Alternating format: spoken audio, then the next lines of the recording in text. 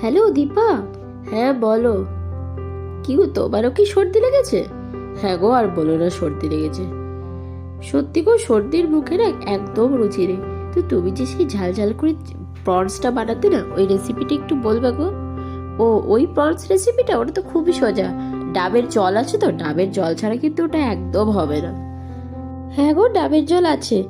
ও, তাহলে আমি রেসিপিটা বলছি, তুমি শুনে নাও। প্রথমে চিংড়ি মাছগুলোকে না নুন হলুদ মাখিয়ে হালকা করে ভেজে নেবে, বেশি যেন ভেজে ফেলো না। তারপর ওই তেলের মধ্যে গোটা গরম মশলা, একটুখানি জিরে, তেজপাতা ফোড়ন দেবে। ফোড়নটা একটু সুন্দর মিষ্টি গন্ধ উঠে এলে একটুখানি পেঁয়াজ, রসুন আর লঙ্কা ভালো করে কষিয়ে নেবে। একদম ভালো করে কষাবে, কিন্তু যেন কাঁচা গন্ধ না থাকে। তারপর মাছটা যখন ভাজা হয়ে যাবে না, তারপরে একটা বাটিতে একটুখানি আদা, জিরে গুঁড়ো, কাশ্মীরি লঙ্কার গুঁড়ো আর হলুদ গুঁড়ো ভিজিয়ে রাখবে। তো সেই ভেজানোটা এবার এই পেঁয়াজ রসুন